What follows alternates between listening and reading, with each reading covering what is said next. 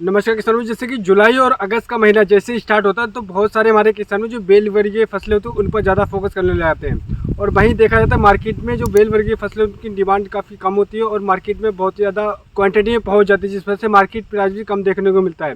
और वहीं पर अगर हम दूसरी बात करें कि वहीं पर हरी जो सब्जियाँ होती है उनके हमारे किसान भाई जुलाई और अगस्त में फोकस बिल्कुल भी नहीं करते हैं, जिस वजह से मार्केट में काफ़ी ज़्यादा डिमांड रहती है और मार्केट में इनकी शॉर्टेज बहुत अधिक रहती है और जिस वजह से इनके मार्केट प्राइस भी आपको अधिक देखने को मिलेंगे।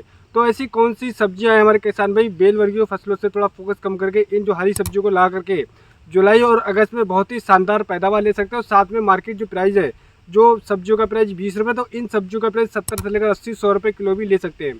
तो ऐसी कौन सी सब्जियां और आपको लगाते समय ऐसी कौन कौन सी सावधानी रखना है, क्योंकि बरसात का मौसम होता है जुलाई और अगस्त, तो बरसात में कौन कौन सी सावधानियाँ रखनी है और कौन सी बेसल डोज लेना है।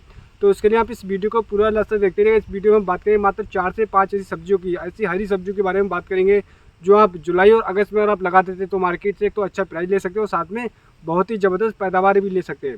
तो इसके लिए आप इस वीडियो को पूरा लास्ट तक देखते रहे। आपने अभी तक हमारे चैनल इंडियन किसान को सब्सक्राइब नहीं किया तो फटाफट से हमारे चैनल को सब्सक्राइब करिएगा।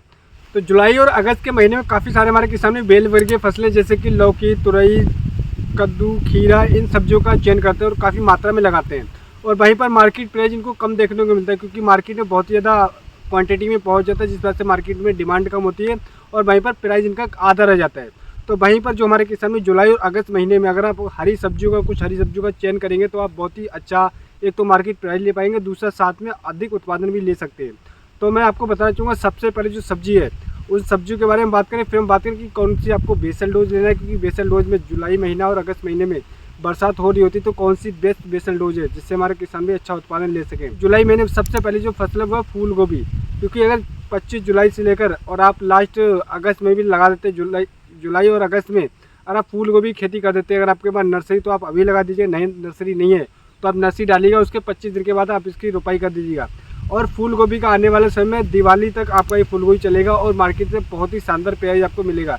40 रुपये से लेकर 50 रुपये किलो भी आप फूल गोभी से प्राइस ले सकते हैं, क्योंकि मार्केट में इस समय पर फूल गोभी है ही नहीं, जो है उसका प्राइस आपको 50 से 60 रुपये प्रति केजी देखने को मिलेगा। तो आप फूल गोभी खेती करके जुलाई और अगस्त में बहुत ही शानदार उत्पादन ले सकते हैं। लेकिन आपको सावधानी ये रखना है कि अगर आपके पास नर्सरी है तो आप लगा सकते हैं, लेकिन आपके पास नर्सरी है और नर्सरी नहीं है तो आप पहले नर्सरी डालिएगा और नर्सरी को बहुत ही अच्छी तरीके से, जैसे कि एक बहुत ही शानदार आपको बीज का चयन करना है जो आपके एरिया में सबसे ज़्यादा डिमांडेबल बीज होता है, सबसे ज़्यादा जो हमारे किसान यूज़ करते हैं, तो उस बीज का आपको प्रयोग करना है।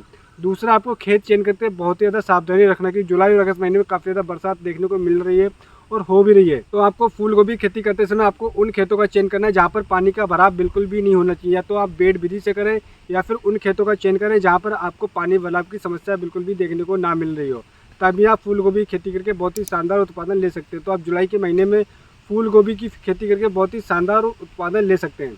अब बात करते हैं कि दूसरी सब्जी के बारे में बात करें तो दूसरी सब्जी में बहुत ही नाम मात्र के मुकाबले लागत है, लेकिन इसका उत्पादन बहुत ही शानदार, मार्केट में जो डिमांड है वो काफ़ी ज़्यादा अधिक है। वो है हमारी पालक। पालक की जुलाई महीने में 95% किसान भी पालक की खेती नहीं करते, मात्र 4 से 5% हमारे किसान भी पालक की खेती करते हैं, लेकिन वो पालक से बहुत ही शानदार प्राइस भी लेते हैं, साथ में बहुत ही ज़बरदस्त उत्पादन देखने को मिलता है। क्योंकि जुलाई के महीने में ज़मीन आपकी बहुत ही शानदार होती है, ज़्यादा सिंचाई की आवश्यकता बिल्कुल भी नहीं होती है और बस आपको पालक की खेत की तैयारी करना है। खेत की तैयारी करना आपको पालक की बुआई कर देना है। पालक की बुआई आप ओपन फील्ड भी कर सकते हैं और मैं आपको बता दूँ बेड विधि से भी कर सकते हो। बेड विधि जो है कि जहाँ पर पानी भराव की समस्या, तो वहाँ पर आप बेड विधि से करें तो आपको पालक में बहुत ही शानदार उत्पादन देखने को मिलेगा। और जहाँ पर पानी भराव की समस्या तो वहाँ पर आप ओपन फील्ड में ना करिएगा। मैं आपको एक सजेशन देना चाहूँगा, क्योंकि उन खेतों का आपको चयन करना पालक की खेती करते समय जिन खेतों में पानी भराव बिल्कुल भी नहीं होना चाहिए। अगर थोड़ा सा ही पानी भराव हो जाता है तो पालक की खेती में आपको घाटे का सामना करना पड़ सकता है। तो आप खेती का चयन करते समय आपको ध्यान रखना है कि जब आप पालक लगाने जा रहे हैं, पालक की खेती करने जा रहे हैं, पालक की बुआई करने जा रहे हैं, तो उन खेतों का चयन करें जहाँ पर पानी भराव की समस्या बिल्कुल भी नहीं होना चाहिए। आप इसको ओपन फील्ड में लगा सकते हो और बेड विधि से लगाएं तो आपको बहुत ही शानदार उत्पादन के साथ साथ में आपको मार्केट प्राइस भी अच्छा देखने को मिलेगा। क्योंकि पालक अगर आप लगाते हो तो मात्र 25 से 30 में आपकी हार्वेस्टिंग स्टार्ट हो जाएगी। और पालक की गड्डी अगर बात करें तो 250 ग्राम की गड्डी आपको 10 से 15-20 रुपये में आप आराम से बेच सकते हैं, यानी कि किलो के हिसाब से 40 रुपये किलो पालक बेचकर बहुत ही शानदार मार्केट प्राइस ले सकते हो, बहुत ही अच्छा उत्पादन भी ले सकते हो। आप जुलाई के और अगस्त के महीने में पालक खेती के लिए बहुत ही शानदार प्राइस ले सकते हैं। मार्केट में काफ़ी ज़्यादा डिमांड भी पालक की आने वाले समय में देखने को मिल सकती है। तो आप पालक की खेती कर सकते हो, बहुत ही शानदार उत्पादन ले सकते हैं। अब बात करते हैं तीसरी हमारी सब्जी। तीसरी सब्जी की अगर बात करें दोस्तों, इससे पहले 10 से 15 दिन पहले आपने प्राइस देखा होगा मार्केट में मात्र 15-20 रुपये किलो बिक रहा था, वो है टमाटर। क्योंकि काफ़ी हमारे किसान भाइयों ने इस साल टमाटर की खेती बहुत ही कम मात्रा में करी। लेकिन जो इससे पहले जो 15-20 दिन पहले की प्राइस की बात है तो मात्र 10 से 15 रुपये किलो जो क्रेट 300-400 रुपये में जा रही थी, और आज के समय में वो करीब 1000 से लेकर 1500-2000 रुपये में क्रेट जा रही है। क्योंकि मार्केट की प्राइस आज का वो टमाटर का वो करीब 50 से 60 रुपये प्रति किलो चल रहा है। तो किसान भाई जुलाई और महीना और अगस्त बहुत ही शानदार महीना है टमाटर की खेती करने के लिए। तो आप टमाटर की खेती करके बहुत ही शानदार उत्पादन ले सकते हैं। साथ में मार्केट प्राइस भी आप 50 से 60 रुपये प्रति केजी के हिसाब से ले सकते हैं। तो टमाटर के खेती करके भी जुलाई और अगस्त में बहुत ही शानदार आप उत्पादन ले सकते हैं। लेकिन टमाटर खेती करने से पहले आपको ध्यान रखना है, आपको अच्छा क्वालिटी का बीज लेना, और दूसरे साथ में आपको खेत का चयन करते समय आपको कम से कम ध्यान रखना है कि उस खेत में पानी भराव की समस्या बिल्कुल भी नहीं होना चाहिए।